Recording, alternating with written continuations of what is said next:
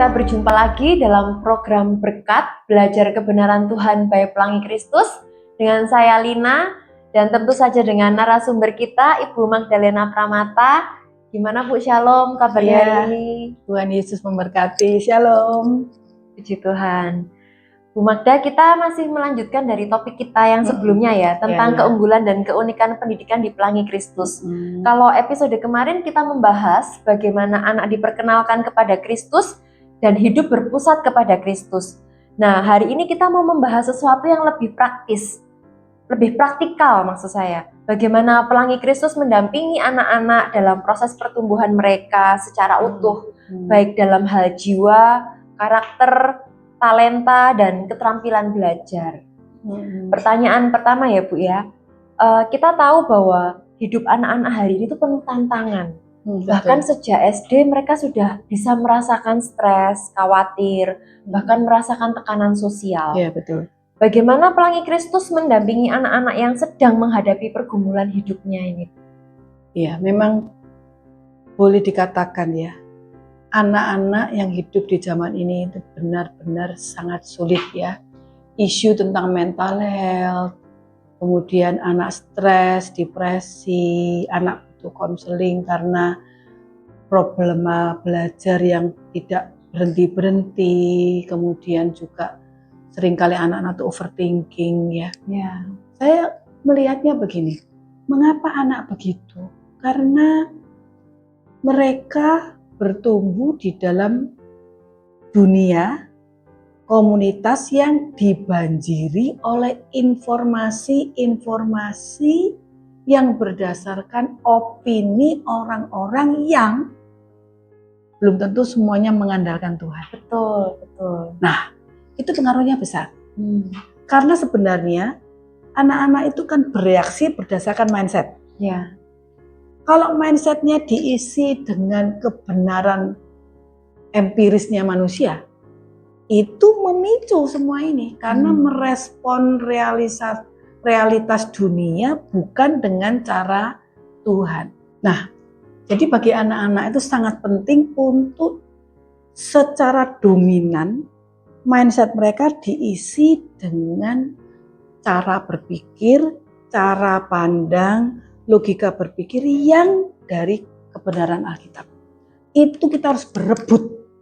Jadi kalau orang tua itu salah menata proses anak membentuk mindsetnya dengan mengizinkan mereka akses ke media sosial, itu yang memunculkan respon-respon seperti itu.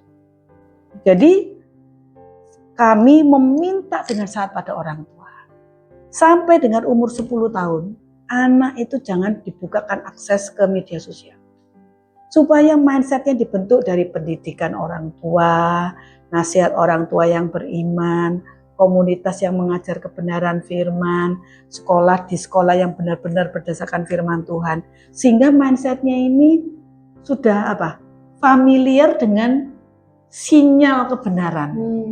Nanti kalau itu sudah dominan, kalau diakses dengan media sosial yang tidak benar, dia akan ding, dia akan memberitahu. Ya, masih warning gitu. Masih warning. Jadi misalnya begini, menghadapi problem, anak itu sudah biasa untuk berdoa dan ketika berdoa bisa berserah. Itu kan keterampilan yang harus dibangun dulu toh. Ya, nah, kalau enggak, mengapa sekarang banyak orang Kristen dewasa sudah berdoa tetap khawatir? Karena tidak punya keterampilan untuk berserah sama Tuhan. Itu perlu keterampilan loh. Benar nggak? Betul. Nah, jadi nomor 1, orang tua jangan memberi akses kepada anak untuk media sosial.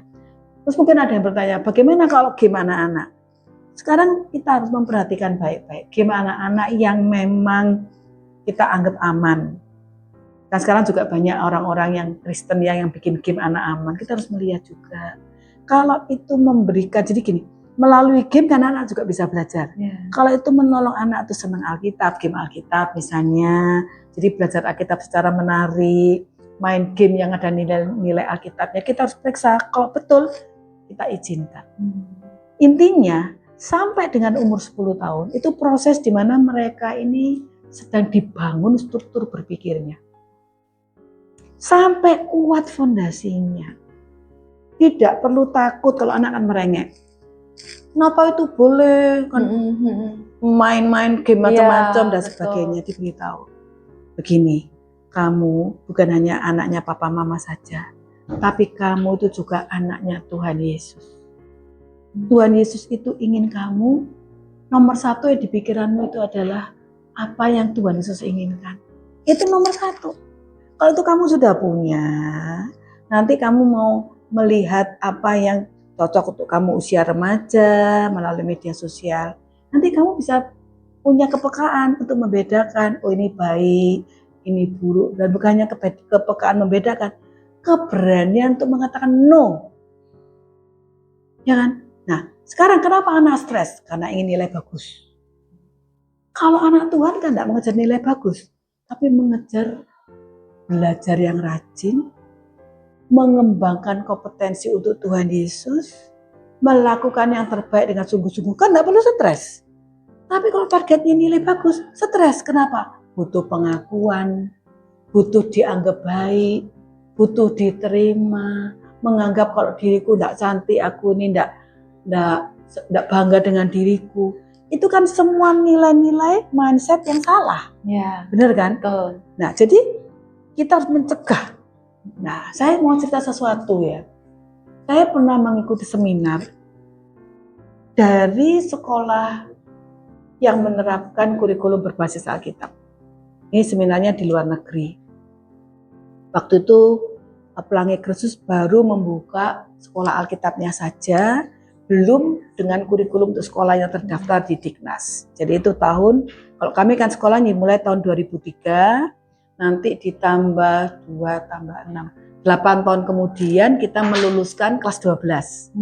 Nah, jadi 2003 tambah 8, mulai 2011 kita sudah punya alumni yang masuk ke universitas. Ya. Nah, sebelum tahun 2003, saya mengikuti seminar. Nah, ibu itu mengatakan sebuah cerita Alkitab cerita tentang orang Israel. Tradisi bahwa anak itu kalau baru lahir, ini ibu-ibu Israel ya. Walaupun tradisi ini saya cari sumbernya, referensinya ini belum ketemu. Karena istilahnya itu saya lupa.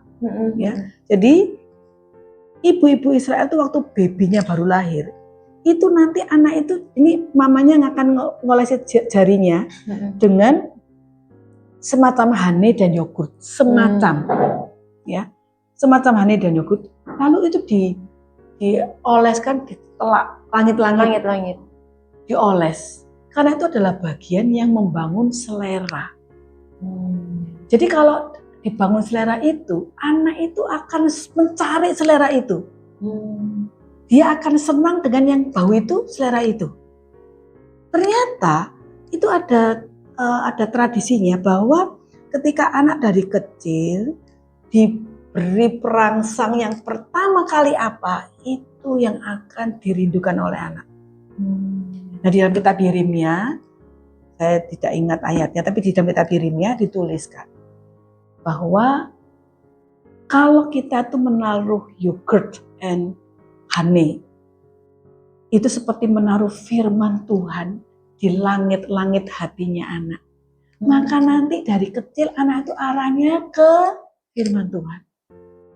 Jadi yang pertama kali itu sangat menentukan, itu intinya. Yang pertama kali itu akan membuat anak itu akan mengejar terus ke sana. Itu sebabnya kenapa kan di dalam tradisi kita sebagai mama, anak itu harus berdasarkan pada ASI. Supaya selera pertamanya kan ke ASI. Nah, kan begitu. Tapi itu kalau dikaitkan dengan pendidikan, ternyata apa yang pertama kali kita kenalkan dengan anak, itu akan menjadi kecintaannya anak. Jadi, supaya anak tidak bereaksi salah terhadap realitas hidup, nomor satu pembentukan mindset, pembentukan hati, pembentukan nilai harus kuat dulu berdasarkan firman. Nanti setelah umur 10 tahun, secara bertahap itu mulai didampingi. Disuruh dia mengkaji, menganalisis. Sudah bisa dia, karena dia sudah punya alat ukurnya. Nah, Pelangi Kristus menerapkan itu. Saya mau mengatakan begini, anak enggak pegang gadget, enggak mati kok. Nangis-nangis enggak apa-apa, biarin. karena mereka belum paham. Jadi kita harus mengalihkan daripada main game online. Ayo main permainan tradisional yang membangun rasa mau menolong, persahabatan, proyek-proyek yang menggembirakan anak bersama orang tua. Problemnya apa? Tahu enggak bulinya? Orang tua enggak punya waktu. Kalau kasih gadget, anak seneng, sudah. Tapi tidak tahu. Ketika kasih gadget, itu virus, racun masuk semua. Dan ketika dewasa, mereka stres, mental health problem, mereka mendapatkan kekerasan dari apa yang mereka lihat, mindsetnya salah. Orang tua menuai problem sangat besar. Dan kalau sudah menyesal pun sudah terlambat.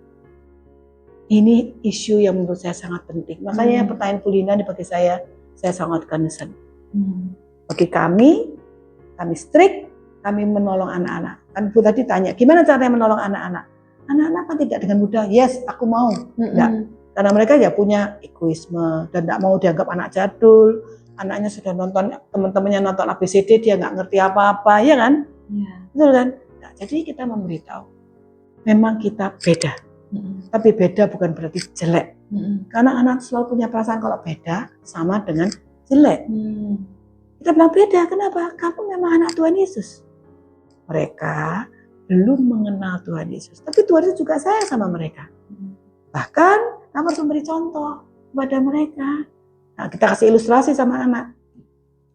Kalau ada makanan sehat tapi tampilannya kurang menarik, ada makanan tidak sehat tampilannya menarik. Nah, sekarang mama tanya sama kamu, mana yang lebih baik dimakan? Kan bisa mikir tuh anak.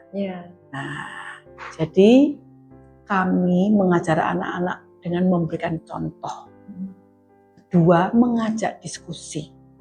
Jadi model belajar itu bukan gini, tapi diskusi. Anak diajar untuk merefleksi. Anak diizinkan bertanya. Anak diizinkan komplain. Anak kita izinkan protes supaya kita tahu hatinya. Lalu kita navigasi, kita bantu, kita jelasin supaya proses pergumulan mereka tuh otentik, bukan gini. Ya wes, daripada nanti dimarahi, mama tuh kalau sudah ditanya satu kali diulang-ulang kan gitu. Nah, jadi anak itu perlu kita berikan proses bahwa belajar yang benar itu menyenangkan walaupun belum bisa dirasakan sekarang. Teladan orang tua, itu praktis loh teladan. Tapi ini yang sering kali orang tua sulit. Ayo misalnya gini, kasih cara praktis Bu Magda, gimana supaya anak rajin baca Alkitab, tapi orang tua nggak mau baca Alkitab, ya nggak bisa, ya kan? Anak harus lihat orang tua baca Alkitab. Kalau memberi nasihat, selalu mengatakan anak, Tuhan Yesus itu waktu di dalam dunia pernah mengajarkan kita tidak boleh membalas yang jahat dengan jahat. Kita selalu membawa nama Tuhan Yesus. Jadi anak tahu Tuhan Yesus penting. Jadi waktu mereka susah, kenapa kok tidak bisa matematika, kenapa tidak bisa bahasa Inggris, kenapa kok mereka nggak bagus, kita beritahu. Yang membuat kamu pintar itu Tuhan. Kita berdoa ya nak. Kamu percaya nggak Tuhan Yesus mendengar? Jadi kita, nah kurang lebihnya. Ya, luar biasa, luar biasa. Mantap. Jadi memang benar-benar anak itu dibekali dasar yang kuat lewat firman Tuhan supaya mereka bisa membedakan nantinya ya Bu, yang benar dan yang tidak ya untuk mereka nanti ke depannya ya. Termasuk merespon. Supaya tidak stres. Seharusnya anak Tuhan itu justru tidak mudah stres seharusnya. Seharusnya. Asal mereka tahu yang benar itu seperti apa. Dan mindsetnya benar. Betul. Oke. Ya, kita ada pertanyaan yang kedua Bu Magda. Di Pelangi Kristus, saya tahu ada banyak anak yang bukan hanya diajar untuk menjadi pintar, tetapi mereka dilatih untuk jadi pemimpin yang punya hati misi. Nah, apa yang dilakukan sekolah untuk mempersiapkan anak jadi pemimpin yang melayani, dan seperti apa bentuk praktiknya di sekolah? Iya, betul ya. Jadi begini, kenapa kok Pelangi Kristus itu mengatakan bahwa mereka akan menjadi servant leaders yang akan memimpin generasinya menurut rencana Tuhan, gitu kan? Pertama begini, identitas anak Tuhan setelah diselamatkan adalah sebagai pemimpin. Kok gitu? Karena Tuhan bilang, kamu adalah garam dan terang dunia. Garam dan terang itu punya satu makna, memberi pengaruh. Kan pemimpin. Betul. Nah, kalau Tuhan sudah memberikan identitas, karena Tuhan Yesus tidak mengatakan di dalam Matius 5 ya, 13-16. Tuhan tidak mengatakan begini, kamu akan menjadi garam dan terang, enggak. Kamu adalah, itu identity. Betul. Ya. Jadi kami gini, kalau Tuhan menginginkan anaknya jadi pemimpin, siapa yang membantu? Ya harus kita dong. Siapa? Orang tua dan sekolah bersama guru-guru yang committed kepada panggilan Tuhan untuk menolong anak-anak menjadi yang memberi pengaruh. Sebetulnya pemimpin itu bukan pemimpin posisi sebenarnya, tapi orang yang memberi pengaruh supaya orang itu diberkati Tuhan Yesus, mengenal Tuhan Yesus, mempunyai nilai-nilainya Tuhan Yesus. Sebenarnya itu arahnya. Nah, caranya bagaimana? Nah gini, Lina, kita ini akan melakukan sesuatu yang kita, maksudnya kalau kita melihat orang ya, kita akan meniru ketika kita merasa apa? Merasa ya dia itu baik, maksudnya kita bisa tiru dan dia hebat dalam sesuatu gitu. Kita kagum, betul? Ya betul, kita kagum sama dia. Berarti supaya anak itu, ini salah satu caranya, supaya anak itu mau dan dipersiapkan jadi pemimpin, dia harus mengalami diinspirasi. Betul ya? Betul. Nah, pengalaman inspirasi ini yang kita berikan. Caranya gimana? Memberikan tugas membaca buku-buku misi tentang para misionari. Bikin refleksi. Di mana pelajaran ini? Waktu pelajaran Alkitab. Ketika kita bicara tentang pelajaran tentang gereja, pelajaran misi, mengasihi jiwa-jiwa, kita kasih project, baca buku misi ini misionari ini itu. Mereka refleksi, mereka cerita. Kalau belum mereka buat, sekarang kan anak-anak sangat pinter ya, membuat TikTok atau membuat video YouTube singkat bisa. Ketika mereka membuat TikTok atau YouTube yang pendek, mereka kan berproses. Waktu berproses merefleksi kan mereka belajar. Jadi cara belajar yang efektif itu adalah berproses. Itu kata kuncinya. Berproses itu artinya apa? Diizinkan mengalami inspirasi, merefleksi waktu membaca, mendramakan, memainkan, menyanyikan. Kalau perlu suruh mengubah lagu, mengubah puisi. Kalau Thanksgiving Day, Natal, Paskah, itu adalah event-event di mana anak-anak itu harus doing something. Sesuai dengan talentanya. Untuk apa? Untuk mengatakan Tuhan Yesus sayang sama saya diberi keterampilan ini, karena itu saya mau keterampilan ini saya kembangkan.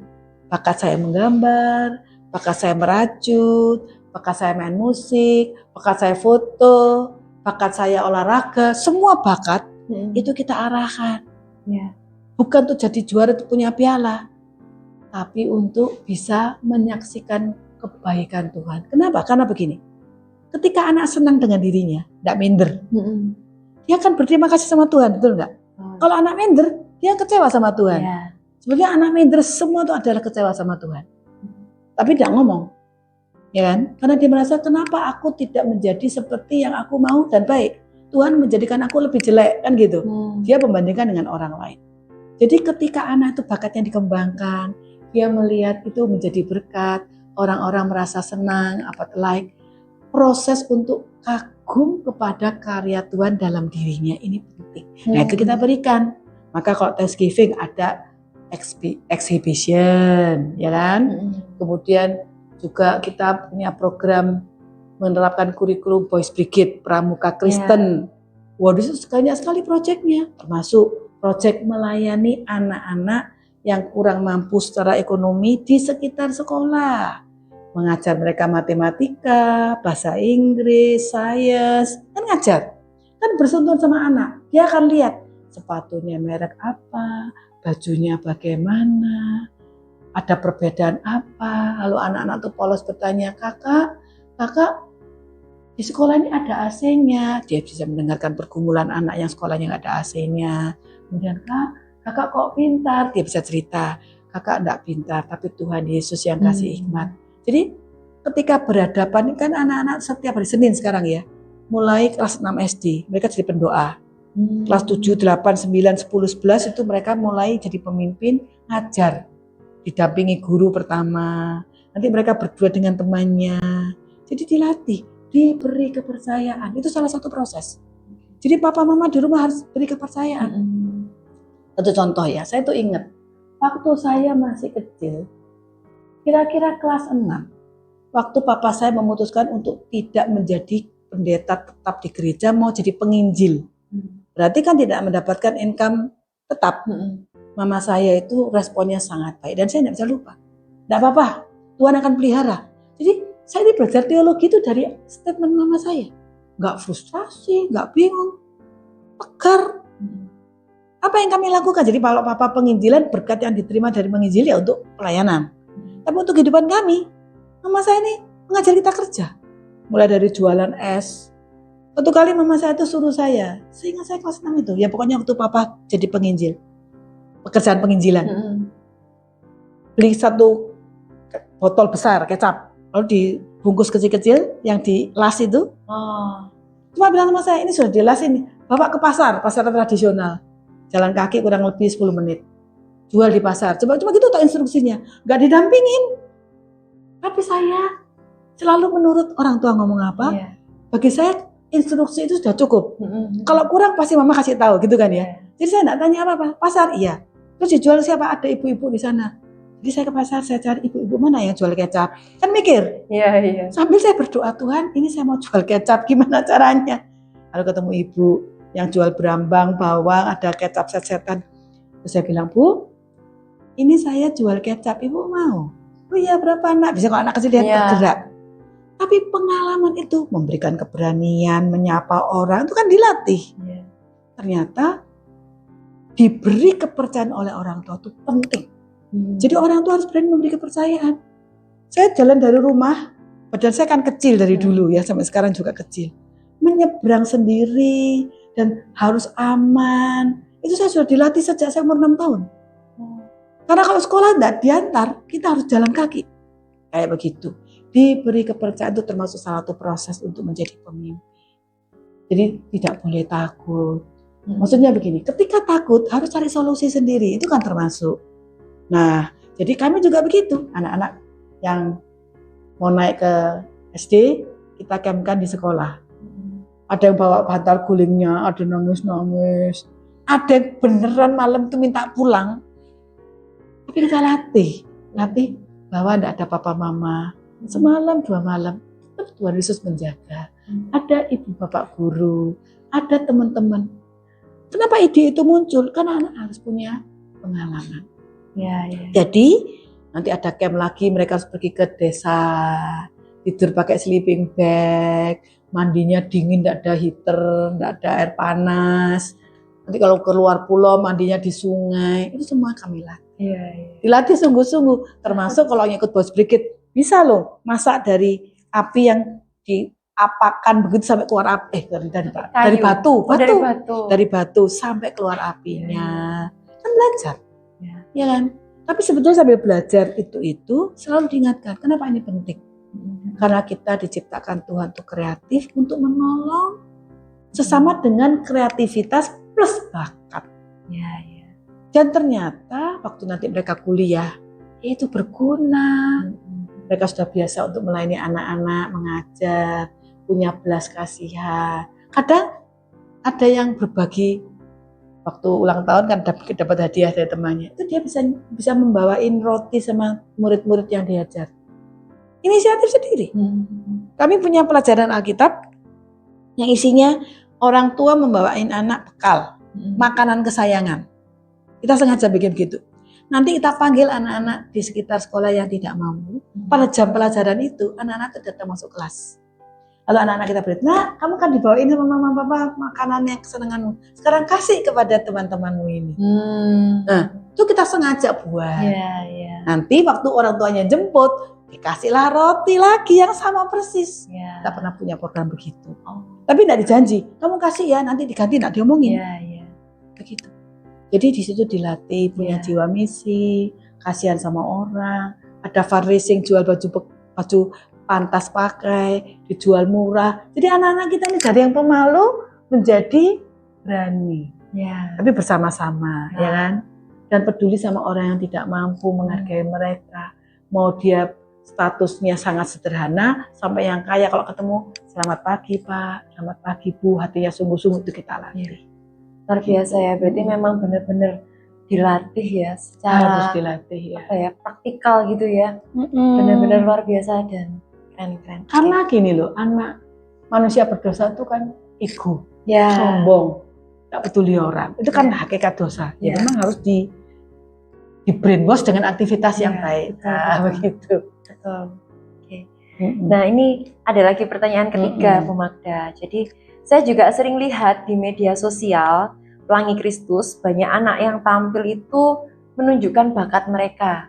Ya, entah itu di bidang seni, musik, menari, bahkan public speaking ya. Betul. Nah, apa strategi Pelangi Kristus dalam memberi ruang untuk pengembangan talenta anak-anak? Ya, jadi sebetulnya banyak. Karena kita kalau membuat tugas, kalau sekarang istilahnya kan project based. Ya. Kalau tugas itu termasuk di dalam silabus pelajaran, mata pelajaran apapun, mau bahasa Indonesia, mau sejarah, mau IPA, sains, segala macam pelajaran, itu kita berikan tugas dan juga kita berikan field study, di mana mereka bisa belajar langsung melihat proses dari misalnya membuat donat, kok donat terlalu sederhana, pisah. Kalau diizinkan kita melihat, oh begitu. Kadang dulu zamannya kantor pos masih dipakai ya. Jadi anak diajarin caranya, oh kantor pos gini prosesnya, gitu prosesnya. Jadi mereka diajar untuk melihat supaya mereka punya imajinasi dan mengembangkan ide. Oh gini, gimana cara yang lebih mudah? Kita pernah ngajak anak ke ini, supermall. Bukan supermall, saya salah. Mall. Kalau supermall itu satu tempat ya. Ke mall atau ke tempat itu apa namanya, supermarketnya. Mereka dibawain catatan sama mamanya. Oh iya. Beli ini, dikasih uang. Suruh mereka mikir bagaimana caranya. Itu kelihatan ada anak yang teliti, hati-hati, bagaimana minta tolong sama yang jaga, kita sudah janjian sama yang itu pada jam sepi ya kan. Terus kemudian caranya pergi ke kasir, terus kemudian bagaimana mereka menghitung uang, dan kami pesan sama orang tua, uangnya harus uang bersih, nggak boleh uang kotor ya kan. Gitu tuh belum zaman QRIS dulu. Nah, sekarang kan pakai QRIS ya. Tapi artinya begini, kami mengajar anak-anak apa yang Tuhan berikan dalam diri mereka, kita berikan berbagai macam kesempatan untuk itu secara aktif dikembangkan. Termasuk kami punya hari namanya Portrait, Profile, and Performance murid Pelangi Kristus. Semua talenta sekecil apapun itu kita buatkan exhibitionnya. Kemudian dinilai, kita kaget, kita berikan apresiasi. Jadi termasuk bahkan menyimpan perangko kreatif itu kita hargai.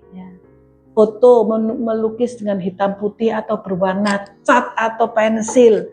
Kemudian apa namanya bikin origami, bikin aktivitas dengan kertas apa, karton apa. Jadi yang bakat desain, yang bakat menjahit, yang bakat apa arsitek, yang bakat sipil, yang bakat teknik mesin, mobil, robotika, AI, sekarang ada program yang berkaitan dengan AI.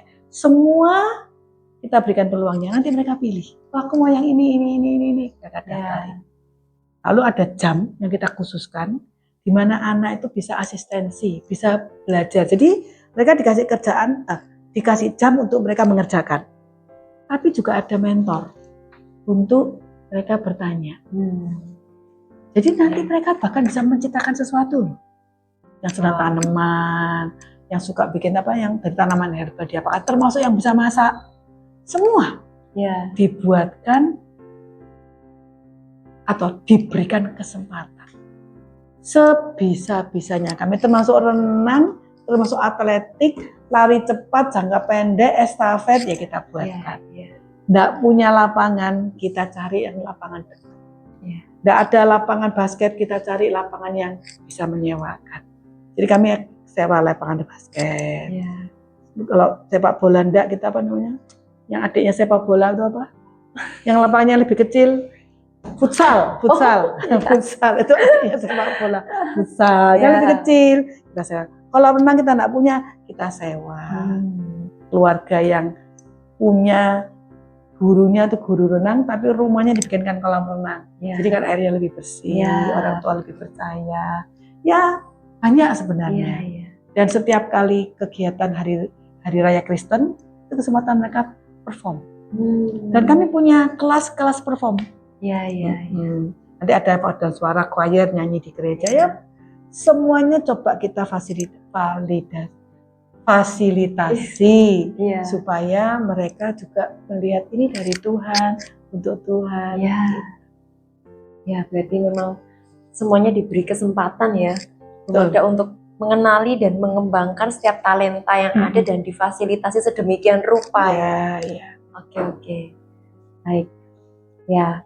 Wow, teman-teman, dari yang Bu Magda jelaskan, kita bisa melihat bahwa Pelangi Kristus ini benar-benar berkomitmen untuk mendidik anak itu secara menyeluruh ya. Bukan cuma otaknya, tetapi juga hatinya, karakternya, bahkan juga cara belajarnya. Kalau kamu adalah orang tua yang sedang mencari sekolah untuk anakmu yang peduli pada pertumbuhan anak secara holistik, maka Pelangi Kristus ini bisa dijadikan untuk pertimbangan. Jadi yuk mari datang dan saksikan sendiri, rasakan sendiri suasananya. Daftarkan anakmu di kelas trial atau open house Pelangi Kristus. Info lengkap ada di Instagram kami @pelangikristus. Ya, Bu Magda, terima kasih banyak untuk semua insight-nya hari ini. Benar-benar membuka mata dan hati kita tentang betapa pentingnya ya pendidikan yang utuh, nggak cuma otak saja tapi benar-benar hati, karakter, dan semuanya. Dan buat teman-teman yang sudah nonton, terima kasih sudah menyimak episode hari ini. Di episode berikutnya kita akan bahas satu hal penting yang sering dilupakan, yaitu peran orang tua dalam mendidik anak. Jadi sampai jumpa di seri berikutnya. God bless you all. God bless you.